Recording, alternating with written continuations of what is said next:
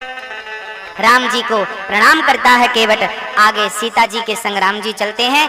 चित्रकूट में राम जी रहते हैं और यहाँ भरत को पता चला, तब तक पिता श्री दशरथ जी का स्वर्गवास हो चुका था। ननिहाल से श्री भरत जी और शत्रुघ्न जी जब वापस आए और उन्हें पता चला कि मेरी माँ ने मुझे राजा बनाने के चक्कर में राम को वनवास भेज दिया। भरत जी फूट फूट कर रोए, माँ ने तूने पेड़ काट करके पत्तों को संभालना चाहा है। अरे जब पेड़ ही काट दोगे तो पत्ते कितने दिन तक टिकेंगे? हम तो राम रूपी जड़ के, राम रूपी वृक्ष के पत्ते थे। तुमने राम को वनवास भेज करके हमें सुखमय देखना चाहती हो। अरे राम को वनवास भेज करके कौन सुखी रह सकता है? माँ तुमने क्या कर डाला? मंथरा के तो बाल पकड़ करके झाड़ू उठाई, शत्रुघ्न जी खूब झाड़ू झाड़ू मारे। और गुरु वशिष्ठ जी ने कहा तुम्हारे एक भाई ने पिता की आज्ञा मान ली, अब तुम जल्दी से राजा बन जाओ और राज सिंहासन स्वीकार कर लो। भरत जी कहने लगे मैं राजा बन गया, ये पृथ्वी रसातल में चली जाएगी, मैं राजा नहीं बन सकता। चरणों में गिर पड़े भरत जी, मैं अपने भाई से मिलने जाऊंगा और भाई को बुलाकर राजा बनाऊंगा। धन्य पहले का भाई अपने भाई का कितना सम्मान करता था। अयोध्या का राज्य ठुकरा करके भाई से मिलने जंगल जाता था और आज का भाई राज्य लेकर के अपने भाई को ही जंगल भेज देता है। बस चले तो सब लूट ले। क्या बताएं? श्री भरत जी महाराज चले नंगे पैर और पैदल चल रहे हैं। श्री भरत जी चित्रकूट के लिए चल पड़े। चलते चलते चलते चलते चित्रकूट के करीब पहुंचे। भरत जी महाराज सामने खड़े हो गए। राम जी के शर्मिंदा है, कैसे मुंह दिखाऊं? चरणों में गिर पड़े। राम जी ने उठाकर हृदय से लगा लिया, मेरा भरत आ गया, मेरा भरत आ गया। और भरत जी महाराज जब पहुंचे हैं तो भरत से वार्तालाप हुई। सबसे ज्यादा शर्मिंदा तो कैकेयी मैया थी, मेरे कारण राम को वनवास आना पड़ा। कैकेयी मैया ने हाथ जोड़कर कहा राम क्या आप मुझे क्षमा नहीं करोगे? राम जी ने कहा माँ कैसी बातें करती हूँ, मैंने आपको क्षमा कर दिया। कैकेयी ने कहा यदि आपने मुझे क्षमा कर दिया तो वादा करो कि अगले जन्म में आप मेरे बेटे बनकर आओगे। राम जी थोड़ा देर तो रुके, फिर बोले मैं बेटा बन के आऊंगा पर आपका दूध नहीं पीऊंगा। वही कैकेयी कहा जाता है दूसरे जन्म में देवकी बनकर आई और भगवान जन्म तो लिए पर दूध पीने माँ यशोदा के घर चले गए। ये अद्भुत चर्चा। भगवान से मिलने भरत जी गए और लौट कर आए, नंदीग्राम में रहने लगे। राम जी पंचवटी गए, वहां से रावण ने सीता का हरण किया। जटायु का संस्कार किया श्री राम जी ने। जटायु पक्षी था ये जटायु। जटायु के पंख काट दिए रावण ने। जटायु गिर पड़ा जमीन में। किसी ने कहा जटायु तुमको क्या जरूरत थी रावण से पंगा लेने के लिए? क्या तुम्हें पता नहीं था कि वो तुम्हारे साथ यही करेगा? जटायु बोला क्या बताऊं, मुझे पता था कि रावण मेरे पंख काट देगा, मुझे मार डालेगा। अरे बोले अब पंख नहीं है, तुम राम के पास कैसे जाओगे? जटायु बोले जब तक पंख थे जिम्मेदारी मेरी थी राम के पास जाने की, अब पंख नहीं है, अब तो जिम्मेदारी राम की है मेरे पास आने की। बस वो जिम्मेदारी राघव ने निभाई और राम जी चल करके जटायु के पास गए और जटायु का सिर अपने गोद में रखा और अपनी जटाओं से, जटायु के पंखों से धूल साफ करी है मेरे राम जी ने। कितना प्रेम करते हैं भगवान अपने भक्तों से। भगवान ने जटायु से संवाद किया, उनका अंतिम संस्कार किया। पश्चात श्री जटायु के बाद मां शबरी के पास गए और शबरी इंतजार कर रही थी। ये शबरी कौन है? कहा जाता है जंगल के भीलों की एक लड़की का नाम था शबरी। वो शबरी नाम की लड़की इतनी सुंदर थी, इतनी सुंदर थी जो देखे मोहित हो जाए। एक दिन वो शबरी का विवाह एक ऐसे लड़के से तय कर दिया गया जो लड़का इतना सुंदर था, तीरंदाजी में तो इतना आगे था कि कितनी भी स्पीड से हिरण दौड़ता हो उसे वो मार गिराते थे। इतना सुंदर लड़का उनके पिता ने चुना। शबरी के विवाह की तैयारियां चल रही थी लेकिन शबरी का मन तो कहीं और था। शबरी ने विवाह में भागीदारी नहीं ली। हुआ क्या, शबरी के पिता ने बहुत सारे जंगली जानवरों को इकट्ठा कर लिया। शबरी ने पूछा माँ ये जंगल के जानवरों को पिता ने क्यों इकट्ठा कर रखा है? बोले परसों तेरा विवाह है, इन जानवरों का मांस सारे बारातियों को खिलाया जाएगा। शबरी ने कहा मेरे विवाह में इतनी हिंसा, इतनी हत्या। शबरी ने कह दिया मैं विवाह ही नहीं करूंगी। जाकर दरवाजा खोलती है, सुबह सुबह सारे पक्षी और सारे जानवर वहां से निकल गए। सारे जानवर दौड़ गए जंगल की तरफ। वो जानवर कह रहे थे शबरी तुमने हमें मुक्त किया है, भगवान तुम्हें मुक्त करेंगे। शबरी उस दिन से वापस घर नहीं गई और जंगल की ओर चली। जंगल में एक संत का आश्रम मिला, मतंग मुनि का। मतंग के चरणों में गिर पड़ी और वहां उसे डर लगा कि संत पता नहीं मुझे स्वीकार करते हैं कि नहीं। वो शबरी दूर जंगल में रह करके और संतों की सेवा, संतों के रास्ते में झाड़ू लगाना, लकड़ियां उठा के आश्रम के पास रख देना, ये सेवा करने लगी। बाद में वो पकड़ी गई और गुप्त गुप्त सेवा कर रही थी। मतंग मुनि के सामने संतों ने कहा, महाराज जी ये लड़की ये जंगल में हमारे बीच में रहेगी तो हमें दूषित करेगी, इसे भगाओ। मतंग मुनि ने कहा, भगवान के भजन का सबको अधिकार है, इसे हम अपने आश्रम में अपनी बेटी के रूप में रखते हैं और इस बेटी को हम भगवान तक पहुंचाने की जिम्मेदारी लेते हैं।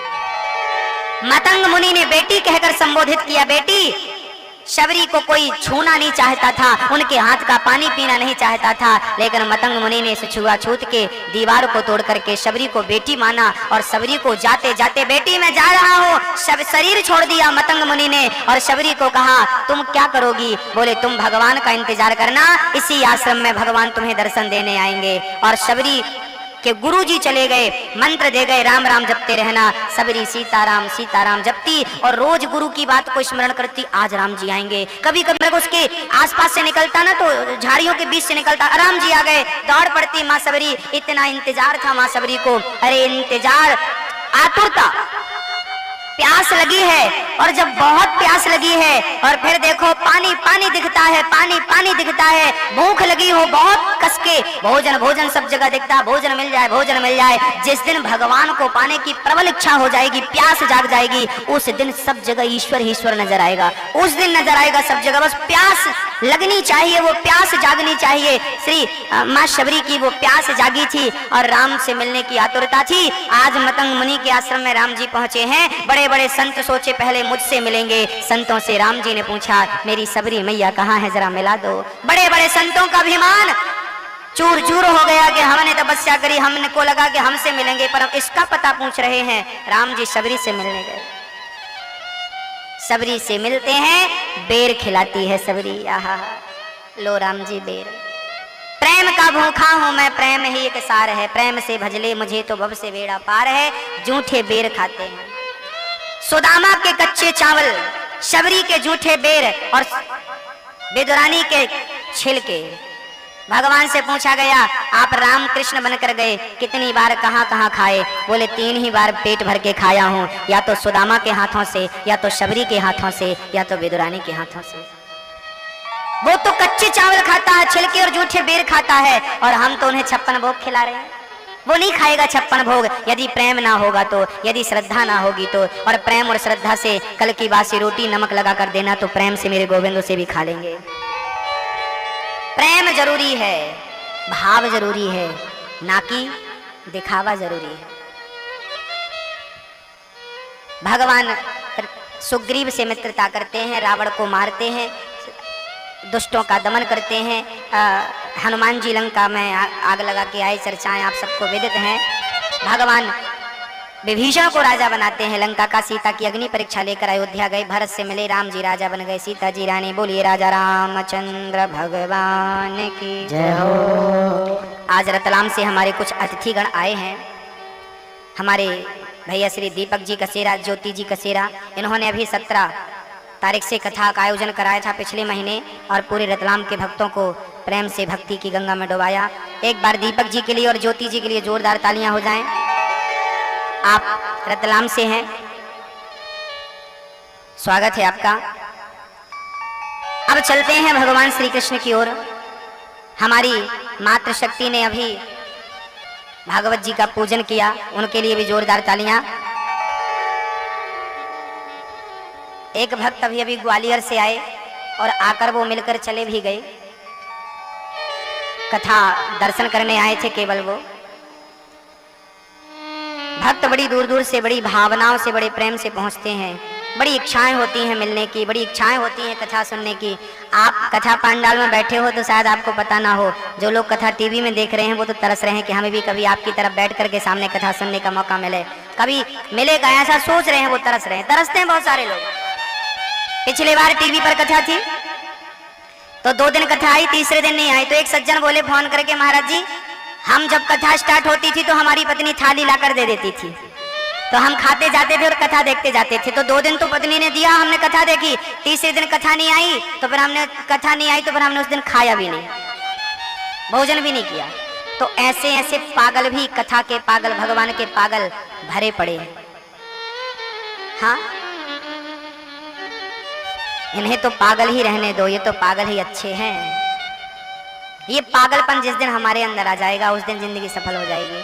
हाँ, एक पागलपन नीलेश जी के अंदर है, एक पागलपन प्रीति जी के अंदर है। वही पागलपन तो भगवान की कथा आप तक पहुंचा रहा है। देखो, पागल बनना पड़ता है, पागल होना पड़ता है। कई लोग तो कहते होंगे यार तुम्हारे ये दिन कथा सुनने के हैं, हा? ये दिन कथा सुनने के। भाई कथा सुनने का कोई दिन नहीं है कि आप इसी टाइम सुनो उसी टाइम सुनो, जब मन लग जाए तब सुन लो।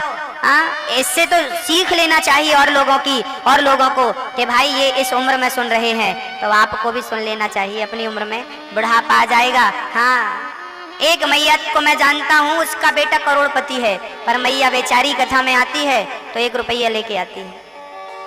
हमने कहा मैया जी आपकी हैसियत तो ज्यादा देने की है, आपको ज्यादा दान पुण्य करना चाहिए, आप तो एक बार कथा भी सुन लो। बोले महाराज जी हमारी इच्छा तो थी कि हम कथा करवाएं और दान पुण्य भी करें, पर हमने सारा धन अपने बेटों को दे दिया। अब बेटों से मांगना पड़ता है कि बेटा भागवत जी में चढ़ाने के लिए 10 रुपए दे दो, 2 रुपए दे दो। बेटा 10 रुपए की जगह 1 रुपए देता है। जब तक तुम्हारे पास था तब तक तुमने सदुपयोग नहीं किया। अब बेटों से मांग मांग के तुम्हें धर्म करना पड़ता है। बेटों से मांग मांग करके तुम्हें भागवत जी में चढ़ाने की इच्छा तो हो रही है कि हम भी चढ़ा दें भागवत जी में, हम भी थोड़ा सा दान पुण्य कर दें, पर क्या करें, जब तक था तब तक सदुपयोग। इसलिए कहता हूं कि बेटों को जन्म दे करके, बेटों को पाल पोस करके बड़ा कर दो, उन्हें टैलेंट दे दो, उन्हें जिम्मेदार बना दो, उन्हें कामयाबी का पाठ पढ़ा दो। धन जो आपने मेहनत से कमाया है वो अपना धन मरने के पहले धर्म में लगा के जाना। बेटे यदि काबिल होंगे तो कमा करके खुद खा लेंगे, काबिल नहीं होंगे तो तुम करोड़ दे के चले जाओ, सब मिट्टी में मिला देंगे। हाँ, बेटों को टैलेंट देना सीखो, बेटों को काबिल बनाना सीखो। पैसे जोड़ के देना कोई अच्छी बात नहीं है। इतना सारा पैसा किसके लिए जोड़ रहे हो? बेटों के लिए। बेटा नालायक है तुम्हारा, 2 रोटी भी कमा के नहीं खा सकता क्या? कैसा बेटा पैदा किया आपने? कमा के रखना पड़ रहा है उसके लिए सारी संपत्ति। बेटों को पैसा नहीं, पैसा पाएगा शराबी बनेगा, अय्यास बनेगा। बाप का धन है भाई, मेहनत का जो मैं पैसा कमाता हूं ना उसका सदुपयोग करता हूं, जो फोकट में मिल जाता है उसका दुरुपयोग होता है। तो बेटों को बाप का धन मिल जाए तो उसका दुरुपयोग ही करेंगे, और जब खुद का पसीना बहाकर पैसे कमाएंगे ना तो फिर वो अपने धन का कभी दुरुपयोग नहीं करेंगे। इसलिए बच्चों के कंधे मजबूत करो, ना कि उनकी तिजोरियां भरते रहो, ना कि उनका बैलेंस भरते रहो। क्षमा करना, अच्छी लगे तो उतार लेना, नहीं तो दे जाना हमें हमारी बात वापस। श्री सुखदेव भगवान कहते हैं, राम जी राजा बने यादव, राम तपोवना दिगमनम हत्वा मृगम कांचनम, वैदेही हरणम जटायु मरणम सुग्रीव संभाषणम, बाली निग्रहणम समुद्र तरणम लंकापुरी दाहनम, पश्चात् रावणकम कुंभकर्ण हननामे तद्धि रामायणम। भगवान श्री सुखदेव जी चंद्रवंश कृष्ण जन्मोत्सव की चर्चा सुनाते हैं। भगवान नारायण के पुत्र हुए ब्रह्मा, ब्रह्मा के पुत्र अत्रि, अत्रि के पुत्र हुए हैं चंद्रमा, चंद्रमा के पुत्र हुए हैं बुध, बुध के पुत्र पुरवा, पुरवा के बेटा हुए आयु, आयु के बेटा हुए नहुस, नहुस के बेटा हुए ययाति, ययाति के बेटा हुए पुरु। इन्हीं के वंश में आगे हुए हैं श्री वसुदेव जी महाराज। वसुदेव जी का विवाह रोहिणी से हो चुका था, पर कंस को था कि मेरी बहन का विवाह इससे हो, और ये बड़ा सत्यवादी आदमी है। तो वसुदेव जी से कंस की चचेरी बहन देवकी का विवाह संपन्न किया गया। कंस की चचेरी बहन का नाम था देवकी, देवकी के पिता का नाम था देवक, देवक की बेटी थी देवकी, कंस की चचेरी बहन। कंस कौन था? कंस था उग्रसेन का बेटा, पवन रेखा का पुत्र। कंस की मां का नाम था पवन रेखा, पिता का नाम था उग्रसेन। कंस अपनी बहन से अत्यधिक प्यार करता था, तो वसुदेव से विवाह करके विदा करने स्वयं जा रहा था। आकाशवाणी हो गई, कंस जिस बहन को विदा कर रहा है उसका 8वां गर्भ तेरा काल बनेगा। कंस ने केश पकड़कर मारना चाहा, वसुदेव जी ने रोका, जेल में डाल दिया, बेड़ियां हथकड़ियां बांधकर। पहला बेटा हुआ कंस ने मार डाला, दूसरे बेटे को कंस ने मार डाला। वसुदेव देवकी के 5 बेटों को मारा, 6 बेटों को मारा। 7वें गर्भ में लक्ष्मण जी आए, लक्ष्मण जी को मारना चाहा, पर भगवान ने देवकी के गर्भ से निकालकर रोहिणी के गर्भ में डाल दिया। रोहिणी मां बनी और बलदाऊ भैया प्रकट भये। बोलिए बलदाऊ भैया की जय हो। भगवान की क्या माया है, जो काम डॉक्टर आज कर पा रहे हैं ये काम भगवान ने 5,500 साल पहले कर दिखाया था। आज भी ट्रांसफर हो जाते हैं बच्चे, आपको पता है? इसके गर्भ का बच्चा दूसरे के गर्भ में चला जाता है। बहुत सावधानी से डॉक्टर आज ये काम करने लगे हैं। यही कार्य भगवान ने किया था। देवकी के बेटे को रोहिणी के गर्भ में डाला और रोहिणी मां बन गई। 8वें गर्भ में श्री भगवान आने वाले हैं। रात्रि के 12 बज गए। भादों का महीना, कृष्ण पक्ष, अष्टमी तिथि, रात के 12, चोरों के आने का टाइम। भगवान आए हैं चोरी करने। काहे की चोरी? क्या चोरी करते हैं? क्या चोरी करते हैं भगवान? भगवान भी चोरी करते हैं। क्या चुराते हैं? दिल चुरा लिया भक्तों का मक्खन रूपी दिल। क्या चुराएंगे? अभी मक्खन कल सुनेंगे। मक्खन चुराएंगे, मटकी, अभिमान की मटकी तोड़ते हैं और प्रेम का मक्खन चुरा लेते हैं। प्रेम रूपी मक्खन, भाव रूपी मक्खन, दिल रूपी मक्खन, मन रूपी मक्खन भगवान चुरा लेते हैं। ये चोर है, ये मन चुराते हैं, दिल चुरा लेते हैं। पागल हैं कई लोग मेरे गोविंद के लिए।